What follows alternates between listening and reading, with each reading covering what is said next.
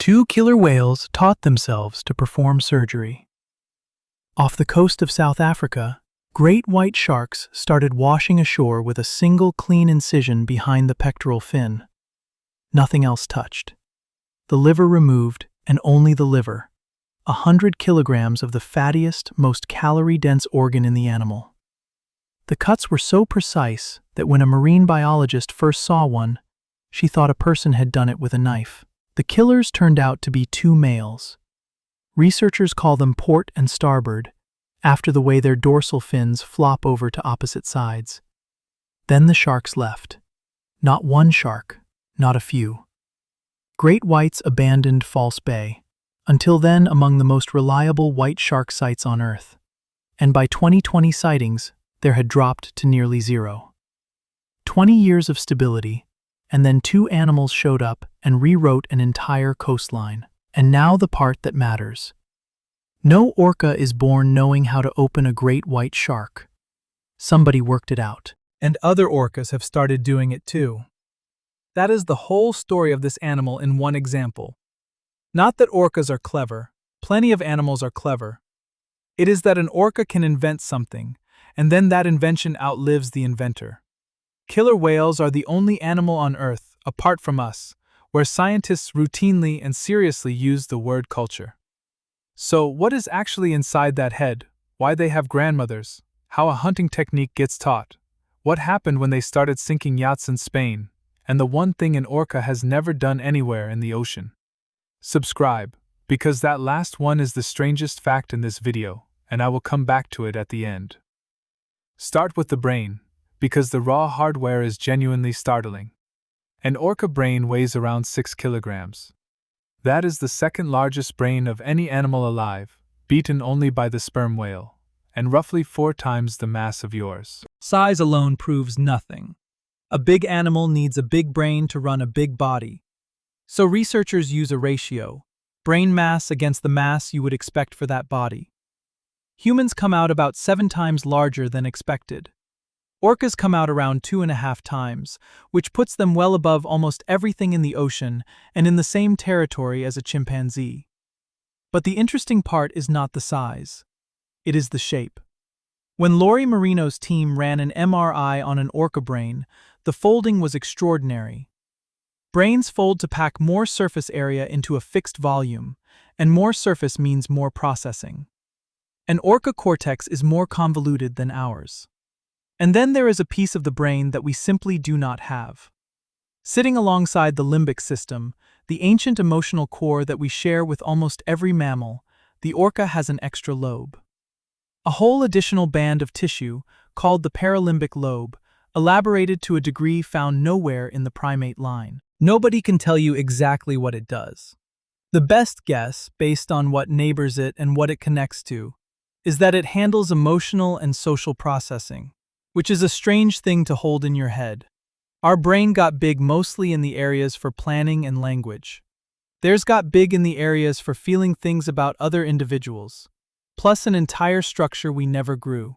They also carry von Economo neurons, long, spindle-shaped cells concentrated in the brain regions linked to social awareness, intuition, and empathy. For years, those cells were treated as a signature of great apes, evidence of something special about our branch of the tree.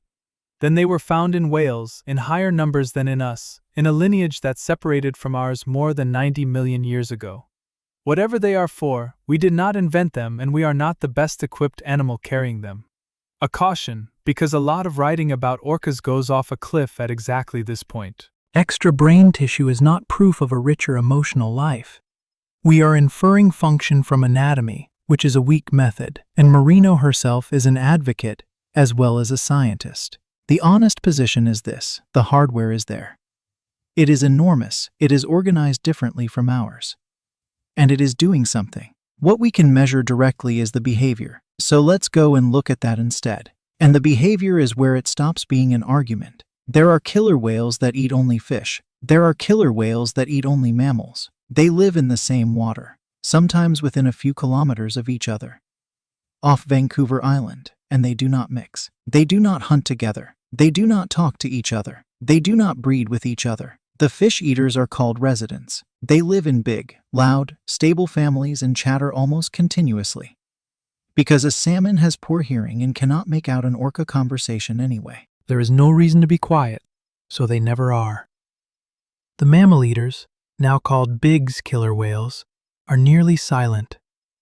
They travel in small groups, and they hunt with the sound off, because a seal absolutely can hear them. Same species, same bay, opposite strategy. And the strategy dictates the entire social life. For decades, the argument was whether these were populations, subspecies, or something more. In March 2024, a team led by Philip Morin published a taxonomic review in Royal Society Open Science and concluded there was no gene flow between them at all. Not reduced, none. They could interbreed. They do not.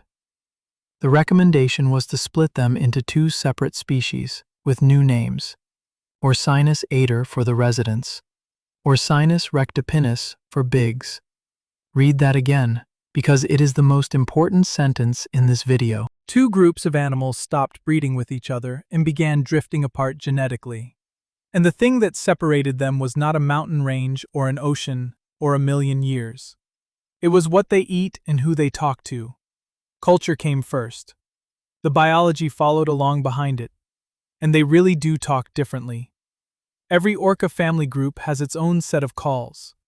Not individual voices, a shared repertoire, a dialect, specific to that matriline and inherited down the female line. Families that share ancestry share overlapping calls.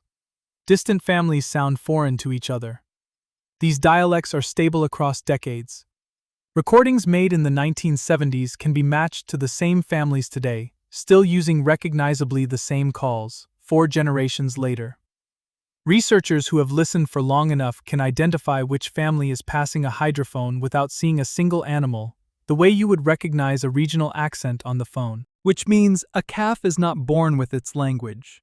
It learns it from its mother and grandmother and passes it to its own young. That is the textbook definition of a tradition. There is direct evidence they can do this. In 2018, a team working with a captive orca named Wiki at an aquarium in France tested whether she could copy sounds she had never made before. She could. She copied other orcas' calls, a creaky door, an elephant. Then they tried human words. She produced a recognizable hello. Also bye-bye, 1, 2, 3, and the name of her trainer, Amy, in a strange, breathy whisper. Some of them she got on the first attempt. She has no idea what any of it means. The experiment was deliberately built so that no meaning or context attached to any word, and the researchers said so plainly. What it demonstrates is a specific and rare capacity, open-ended vocal learning, the ability to hear an arbitrary new sound and reproduce it throughout life. Most mammals cannot do this at all. You can. Parrots can. Orcas can. And it explains the dialects. A calf can learn its family's accent because an orca can learn any sound it hears. Quick question, because I want a head count. Have you ever seen one of these animals in the wild? Not an aquarium, actually out there. Say where in the comments. I have not, and it is genuinely near the top of my list. Now the family, because orca society stops resembling anything else in the ocean and starts looking uncomfortably familiar. First, a correction that surprises most people. An orca is not a whale. It is a dolphin, the largest member of the dolphin family, and the toothed whales that group includes. Everything that makes dolphins famous, the sociality, the acoustics, the play, is present here in an animal that weighs 6 tons and eats other dolphins. An orca pod is built around an old female. Her daughters stay. Her sons stay. Their calves stay. In resident populations, neither sex ever permanently leaves its mother. A male orca of 40 is still traveling with his mum. And the females at the center of it have menopause. That is much rarer than you would think. Almost every animal on Earth reproduces until it dies. Menopause, stopping reproduction, then living for decades afterwards in good health, is known in humans and in a handful of toothed whales, and essentially nowhere else in the animal kingdom. Female orcas stop having calves around 40. They can live past 80. That is half a lifetime after the last baby, which from a purely evolutionary standpoint looks like a mistake. Genes that stop copying themselves should disappear. So the question is what those decades are for. And the answer, worked out over 40 years of continuous observation of the same identified individuals in the Pacific Northwest, is that they are for knowing things. In 2015, Lauren Brent's team analyzed movement data on more than 100 resident orcas and asked a simple question. Who is at the front? Post-reproductive females led the group significantly more often than younger females, and the effect was strongest in years when salmon were scarce. In good years, anyone can find fish. In bad years, the pod follows the one individual who remembers where the salmon went during the last bad year, which might have been 20 or 30 years ago, before most of the group was born. That grandmother is not a passenger being carried by the group. She is the map the group is navigating by. There is a name attached to this that gets repeated a lot, so I will mention it with a caveat. A female known as Granny, or J2, led her pod until her death in 2016, and was widely reported as having been about 105 years old. That figure came from an early estimate rather than a hard measurement, and researchers have since treated it as uncertain. What is not uncertain is that she was extremely old, that she was still at the front of her family, and that she had not produced a calf in roughly 4 decades. The consequences of losing her were measured in 2019, when Sarah Natras and colleagues published an analysis of 378 grand calves in Proceedings of the National Academy of Sciences. A calf whose post-reproductive grandmother died was significantly more likely to die itself in the following years. Again, worst in lean years. And then there is the finding I still find hard to believe. Emma Foster's team looked at what happens to adult males when their mother dies. For a son over 30, the risk of dying in the following year went up roughly 8 times. If the mother had been postmenopausal, the multiplier was around 14. Not a calf. A fully grown, 6-ton adult male apex predator with no natural enemies whatsoever. His mother dies, and within a year he is many times more likely to be dead himself. Nobody is entirely sure why. Part of it is food. Mothers share salmon with their sons, and disproportionately with sons. Part of it looks social. Work published in 2023 found that males had around 35% fewer tooth rake scars, the marks orcas leave on each other in fights, when their post-reproductive mother was present. She appears to be steering him through encounters with other whales. And here I have to be honest about my own reaction. I came into this expecting to write about hunting. The hunting is spectacular, and we will get there. But the thing that actually reorganized my thinking was this. The largest predator in the ocean is emotionally and practically dependent on his mother for his entire life, and dies without her. That is not what the poster of this animal suggests. Before the hunting, one more piece of the machinery, because it explains how any of this gets coordinated. An orca does not primarily see its world, it listens to it. It fires clicks out of a fatty organ in its forehead and reads the returning echoes, and the resolution is astonishing. Enough to tell a Chinook salmon from a chum salmon by the shape of its swim bladder, in water where visibility is a few meters. That means an orca perceives the inside of things: bone, air spaces, the outline of a heart. There is a persistent claim, from trainers, that captive orcas detected human pregnancies before the women knew. And while that has never been properly tested, the physics does not rule it out. A fetus is a hard thing to hide from sonar. 2 more consequences. Orcas hear each other over huge distances, which is why a pod strung out across kilometers of water can still act as a unit. And it is why ship noise is not a nuisance to them, but an assault on their primary sense. The equivalent of trying to hunt in a room where somebody keeps turning off the lights. They also never fully sleep. Like other cetaceans, orcas rest one half of the brain at a time, keeping one eye open and continuing to swim and breathe. A newborn calf and its mother go for weeks after the birth with almost no rest at all. Now the hunting, and the reason to treat these techniques as inherited technology rather than instinct. Start in Antarctica. A seal is lying on a small ice floe. A group of orcas surfaces nearby, has a look, and submerges. What happens next takes coordination that is difficult to explain. They line up abreast, swim hard at the floe together, and dive underneath it at the last second. The combined wake throws a wave over the ice and washes the seal off. It frequently fails on the first attempt, so they regroup and do it again, adjusting the angle. If the floe is too large to move water over, they break it into smaller pieces first.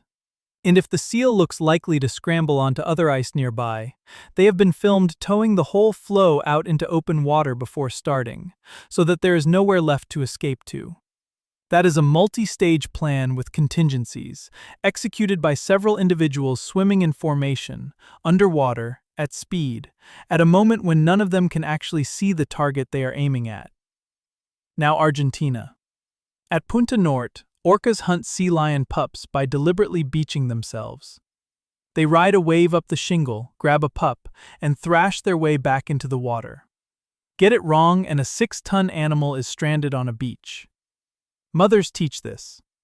In calm conditions, with no prey anywhere, a mother will bring her calf to the beach and push it up into the shallows, then help it back down. Over and over. For years. The calf is being drilled on the most dangerous thing it will ever do, in safe conditions, by an adult who gains nothing from the exercise. The full technique takes something like 6 years to acquire, and only a handful of families anywhere in the world have it. That is teaching, not learning by watching, a skilled individual modifying its behavior at a cost to itself in order to instruct a naive one. Genuine teaching is documented in a vanishingly small number of species. In Norway, herring-eating orcas do something else entirely. Working in shifts, they drive a shoal upward into a tight ball against the surface, flashing their white undersides to hurt it, then swim through and slap the ball hard with their tail flukes. The shock wave stuns dozens of herring at once, and they collect them at leisure. It is called carousel feeding. It requires several animals playing different roles, and it is local to that population. In Antarctica, one group specializes in minke whales, running them to exhaustion. Off Western Australia, a coalition has been documented killing adult blue whales, the largest animal that has ever existed, bigger than any dinosaur, by working in relays until the whale can no longer surface properly. Off Alaska and Chile, orcas learn to strip fish off commercial longlines, taking the catch and leaving the lips on the hooks. They learned it from each other. It spread between vessels and regions, and it now costs fisheries real money. Some populations have learned to recognize the sound of a specific winch and turn up when they hear it. The boat rings the dinner bell without meaning to. And in the Salish Sea, there is a behavior with no nutritional purpose at all. Northern resident orcas travel to specific beaches with smooth pebbles of a particular size and rub their bodies along the bottom for hours. Only northern residents do it. Southern residents, a few hundred kilometers away, never have. And they have equally suitable beaches available. It is a habit that belongs to a community, kept up for generations, for reasons that appear to be simply that this is what their family does. Every one of those techniques belongs to a particular group. A resident orca from Puget Sound would have no idea how to wash a seal off ice.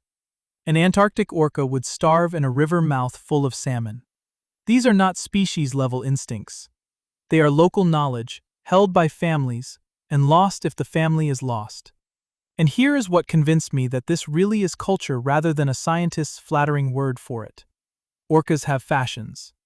In 1987, a female in K-Pod in Puget Sound started swimming around with a dead salmon balanced on her head. There is no function to this. It does not help her catch anything or feed anyone. Within a few weeks, whales in the other 2 pods were doing it too. It spread through the entire southern resident population over a summer. By the following year, it was over, dropped, completely, as suddenly as it started. Then in October 2024, 37 years later, a photographer in Puget Sound caught a male named Blackberry cruising along with a salmon draped across his forehead. I should say plainly that researchers are split on whether this counts as the trend returning. Several have pointed out that one photograph is one photograph, and that a whale carrying a fish is not automatically a fashion statement. That caution is fair. But the 1987 event is well documented, and it is the cleanest example of a pointless behavior spreading through a population purely because others were doing it. We have a word for a behavior with no survival value that spreads by imitation and then goes out of style. The word is fad. And the only other species that has them is us. And then Spain, where a fad turned into an international incident. In May 2020, sailors off the Strait of Gibraltar began reporting something new. Orcas were approaching yachts from behind and ramming the rudder. Not the hull, not the crew, not the propeller. The rudder, specifically, worked at until it broke, after which the animals lost interest and swam off. By mid-2025, more than 750 encounters had been logged. Over 250 boats damaged. At least 6 sunk outright. Not one person has been hurt. The behavior is confined to a critically endangered population of about 35 to 40 animals, of which roughly 15 participate, mostly juveniles and young adults. It began in one place and spread through the group in a couple of years. You have probably heard the story that a female named White Gladys was injured by a boat and taught the others to take revenge. It is a fantastic story. It is also not what the researchers think. The scars that started the theory are now generally read as tooth rake marks from other orcas. Normal social contact, not a boat strike. In August 2023, more than 30 scientists signed an open letter warning against projecting revenge narratives onto these animals, arguing the behavior is more likely play or social learning, and that the vengeance framing was dangerous because it invites people to shoot at an endangered population. Play is the leading explanation. A rudder on a moving yacht is a large, waggling, resistant object that pushes back when you push it, arguably the most interesting toy in the Strait of Gibraltar. Juveniles found it, other juveniles copied, and the thing propagated. What matters is not the motive, it is the speed. We watched a novel behavior appear in one animal and spread through a population inside 2 years, in real time, with dates and case numbers, while nobody could stop it. That is cultural transmission happening in front of the cameras. The encounters have since dropped sharply, 207 in 2023, 136 in 2024, 67 through much of 2025, largely because sailors were told to stay in water under 20 meters deep. Whether the animals are also losing interest, the way K-Pod lost interest in salmon hats, nobody yet knows. One more thing about culture before we leave it, because it has a hard edge. Culture is only an advantage while it fits the world. A resident orca will starve beside a bay full of seals, because its family does not eat seals and never has. Those animals are not incapable, they are committed. Tradition is doing the work that instinct does in other species, and tradition does not update quickly when the salmon disappear. That is the cost of being this kind of animal, and it becomes the whole story in a moment. So now the question of what happens when you take an animal like this and put it in a box. An orca in the wild swims well over 100 kilometers in a day and dives to a few hundred meters. A concrete pool is, by comparison, a bathtub. But the space is not actually the worst part. The worst part is that everything I have just described is unavailable in there. No pod, no matriline, no grandmother with a map. No dialect that means anything because the animals in the tank were pulled from different populations that in the wild do not speak to each other or breed with each other. Captive collections regularly held whales from separate cultures, in some cases separate species, by the 2024 classification, and expected them to form a group. Then there is the fin, which is the most visible symptom. A male orca's dorsal fin stands nearly 2 meters tall and contains no bone at all. It is held upright by collagen, pressure, and constant fast movement. In the wild, around 1% of adult males have a fin that has folded over. In captivity, essentially all of them do. Years of slow circles near the surface, and the tallest structure on the animal collapses sideways under its own weight. And there is Tilikum, captured off Iceland in 1983 at about 2 years old, taken from his family, and involved in the deaths of 3 people over his life, the last a senior trainer at SeaWorld in 2010. He fathered a large share of the captive population and died in 2017. There is no record of a wild orca ever killing a human being. Not one. Anywhere. In the entire documented history of the species. That is the thing I flagged at the start, and it is worth stopping on. This is an animal that hunts blue whales, that has learned to eviscerate great white sharks, that can throw a seal off a moving piece of ice with a wave it built on purpose. It has every capability. It has had every opportunity, divers, swimmers, kayakers, small boats, for as long as we have been in the water. There are documented cases of orcas nudging, bumping, investigating, and pulling people underwater without injury. Even in Spain, hundreds of encounters, boats destroyed. Not one person hurt. And in the last few years, researchers have logged dozens of cases of wild orcas approaching people and offering them food. Dropping a fish or a piece of prey in front of a swimmer or a boat and waiting. Whatever the reason, the pattern is one-sided and total. In captivity, orcas have killed 4 people and injured many more. In the ocean, over all recorded history, none. The obvious reading is that these animals distinguish between us and food, and that this understanding is not instinct, but something they hold in common, and that it survives being hunted, netted, shot at, and captured. The less comfortable reading is that in a tank, something about the animal breaks. After the film Blackfish, SeaWorld ended its orca breeding program in 2016. The generation currently in tanks will be the last. Marineland in France, where Wiki learned to say hello, has closed. Some of these animals are now in their 40s with nowhere to go, because releasing a whale that has never hunted into an ocean where it does not speak the local dialect and has no family mostly does not work. We know that because it was tried with Keiko, the whale from Free Willy, at enormous expense and with an ambiguous ending. So the last chapter of orca captivity is a slow one, and it is being lived out right now, by named individual animals, in pools, while the argument about what to do with them continues over their heads. Meanwhile, the wild population we know best is running out of food. The southern residents, the salmon-eating orcas of Puget Sound, the ones with the dialects and the salmon hats and the 40 years of continuous research, number about 73 animals. 73. They eat Chinook salmon almost exclusively, and Chinook are in serious decline, and their culture will not let them switch to the seals swimming past. On top of that, underwater noise interferes with the echolocation they hunt by, and industrial chemicals concentrate up the food chain into their fat and then into their milk. So the first calf a female raises receives a lifetime's accumulated dose. Something like 2/3 of pregnancies fail. This is the population Tahlequah belongs to. In 2018, she gave birth. The calf lived about half an hour. She did not let it sink. She balanced the body on her rostrum and pushed it through the water, diving down to retrieve it every time it slipped away. For 17 days and roughly 1,600 kilometers. Her family stayed with her the whole time, slowing to her pace, and at points other whales took turns carrying it so she could feed. Researchers who had been watching these individuals for decades had seen mothers carry dead calves before.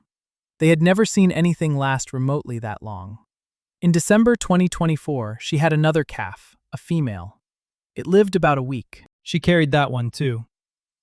I am not going to tell you what an orca feels. Nobody can. And the researchers who work with these animals are careful about it in public for good reason. But I will say what we can observe. A highly social mammal with an enlarged emotional brain region, a lifelong family bond, and a documented refusal to release the body of a dead infant for over 2 weeks, twice, at real cost to her own condition. You can decide for yourself what to call that. The word most people reach for is the obvious one. So what makes an orca intelligent? It is not the brain on its own, although the brain is extraordinary. 6 kilograms, folded more deeply than ours, carrying a lobe we do not possess. It is that the brain is plugged into something bigger than itself. An orca is born into a family it will never leave, learns a language spoken by no other group, is taught to hunt in a way specific to its ancestors, and swims for decades behind an old female who remembers where the food was in a bad year 40 years ago. Nothing important about an orca is stored in one animal. It is distributed across the group and handed down.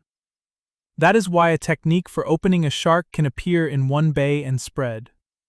Why a pointless dead salmon hat can sweep a population and vanish.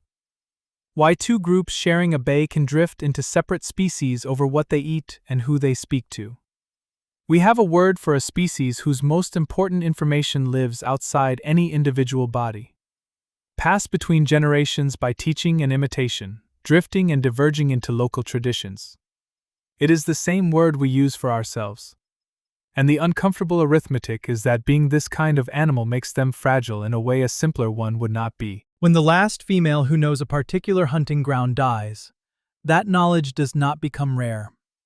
It is gone, and no amount of protection brings it back, because there is nobody left to teach it. 73 southern residents is not simply a small number of whales. It is a small number of libraries, and several of them are burning. So, final question, and be as specific as you can. If you could put one question to one of these animals and get a straight answer back, what would you ask? Not, are you intelligent? We have that answer. Something you actually want to know. Put it below, I will be reading.